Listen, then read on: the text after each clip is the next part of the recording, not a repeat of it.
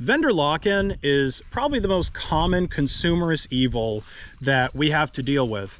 But the worst part about it to me isn't even the fact that it exists, it's how the people who are affected by it, the consumers, oftentimes end up interacting with it. You see, people who don't seem to understand vendor lock-in often end up treating it as a point of pride, right? It's something that they're happy about, that their accessories for their brand only work with their brand and don't work with any other brand. Like take iPhone and Android users, for example.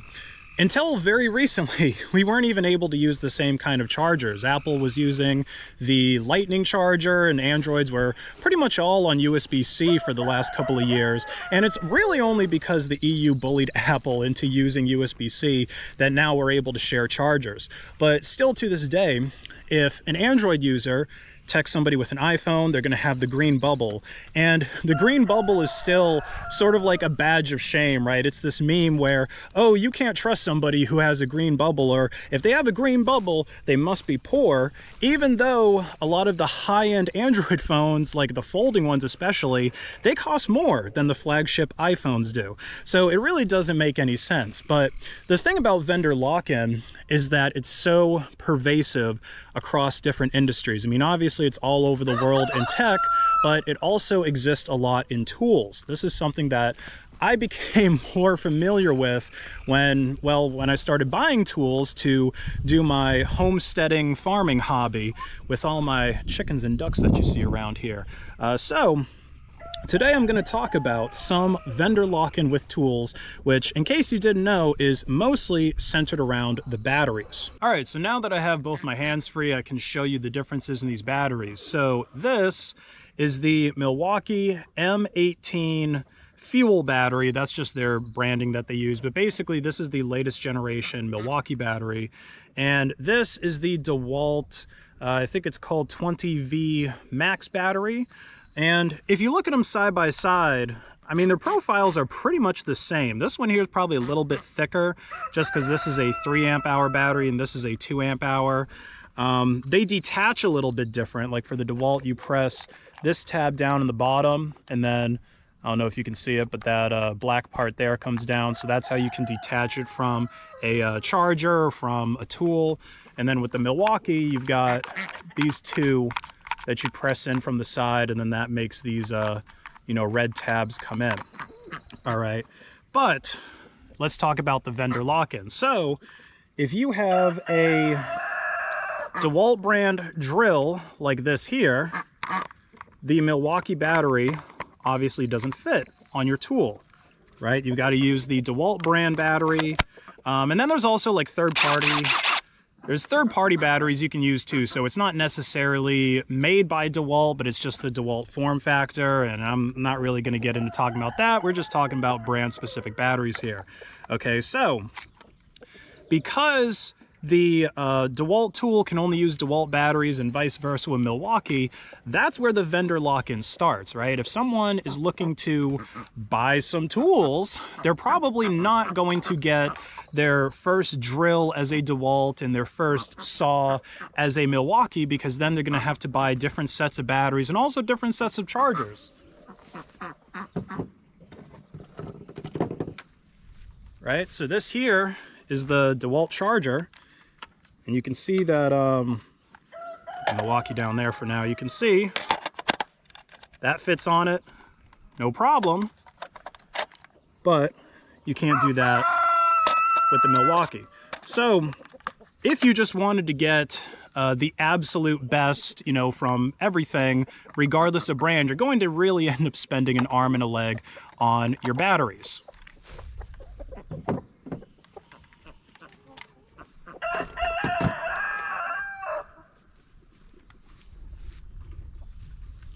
Now, this has been the case for a very long time, because even if you look at the older tools, like this is a 18-volt DeWalt circular saw, okay? And you can see that this is where the battery goes in, right? So it's very different than the newer DeWalt brands, but they do sell adapters.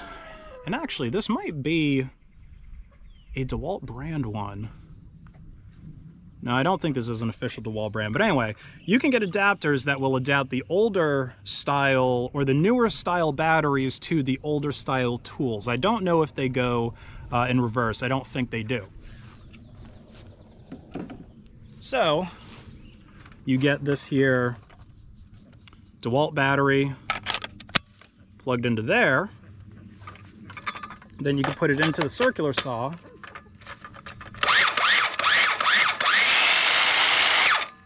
And it runs flawlessly. Now, getting back to vendor lock-in, let's go over here to this wood pile so I can set some things down and talk to you a little easier.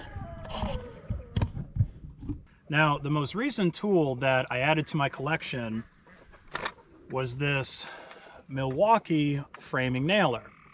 And the reason I decided to get a Milwaukee framing nailer was primarily because I was able to get a good price on it. But also I was watching videos on the differences between Milwaukee, DeWalt, Ryobi, and some other brands that have framing nailers, and I made the decision that Milwaukee was ultimately the best one for what I was going to be doing. Now, you might be wondering, well, why wouldn't I just stay loyal to DeWalt and stick with DeWalt tools since I'm a DeWalt man? Well, I'm not really a DeWalt man. I only got into DeWalt because of this circular saw, which is actually my stepdad's. He's just given it to me on extended loan, but he's a DeWalt man. I think his reasoning for it, which I've kind of come to agree with, at least as far as the region where I work is concerned, is that most people have DeWalt tools. So if you go to most job sites in like Southside Virginia, you're probably gonna see people using DeWalt tools, are going to have DeWalt batteries, are gonna have DeWalt chargers, DeWalt accessories, and so it makes more sense for you to have DeWalt stuff. Okay, but one of the other deciding factors, and I guess probably the best part of this video for why I ended up getting the Milwaukee framing nailer, is you can actually get an adapter that lets you use DeWalt batteries on this framing nailer.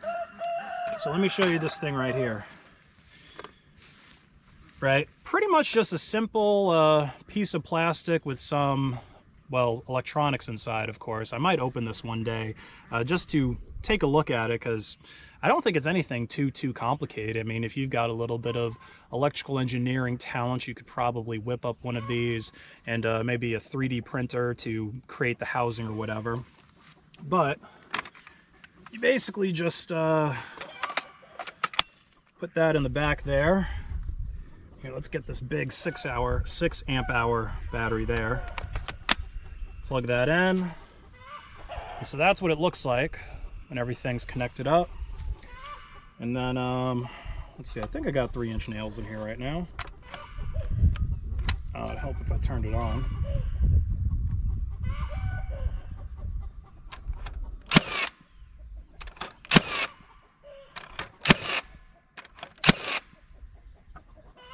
Look at that. 2 pieces of wood put together. So yeah, there's really no reason to fall into or to let proprietary batteries get you into that cult following of brand loyalty with tools. You know, I have a neighbor and also my brother-in-law. They have some Milwaukee tools. Brother-in-law, I wouldn't really say is a Milwaukee fanboy, but my neighbor definitely is. He's the type of guy that says, oh, I'm not going to use no yellow tools.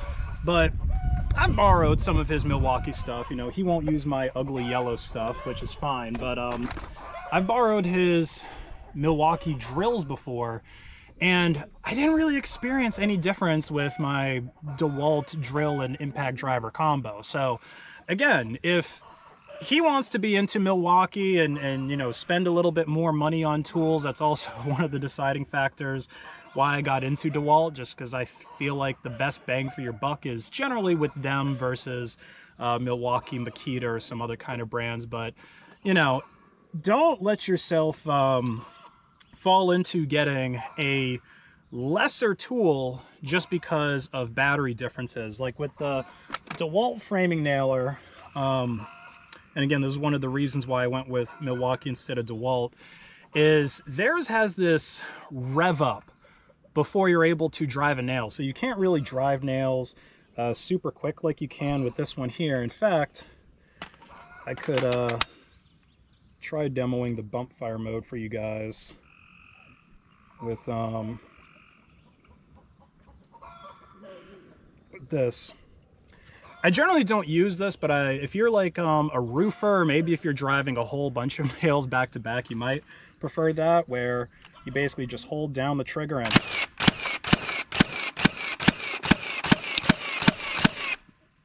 yeah, you can drive it really quickly. And I don't think that's something you can do with the DeWalt, because again, it has this like little rev up. I mean, it's not long, it's like a second, 2 seconds maybe, but the kind of engine or motor, whatever inside, kind of has to rev up before you're able to drive a nail. So yeah, I just wanted to share this with you guys. I bought this thing off of Amazon, but again, I'm sure that you could 3D print it or whatever. It's like 10 bucks though if you need to buy it off of Amazon, and it'll save you a boatload of money on batteries, because I think a 2-pack battery combo for Milwaukee, if you're getting the Milwaukee brand of batteries, is gonna run you a couple $100. So save yourself some money, because it's better spent on your work.